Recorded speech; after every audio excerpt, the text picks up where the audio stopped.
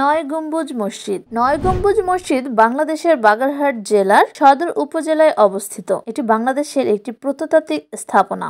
অবস্থান: ঠাকুরদিঘি বা খানজেলি দিঘির পশ্চিম পাড়ে, বাগেরহাট সদর উপজেলা, বাগেরহাট। নির্মাণশৈলী: ঠাকুরদিঘি বা খানজেলি দিঘির পশ্চিম পাড়ে নয় গম্বুজ মসজিদ অবস্থিত। 16.45 গুণ 16.15 মিটার ভূমি পরিকল্পনায় নির্মিত মসজিদের দেয়াল 2.59 মিটার পুরু। মসজিদের অভ্যন্তরে দুই সারি পাথরের পিলার দিয়ে মোট 9টি চারকোনা খণ্ডে বিভক্ত করা হয়েছে।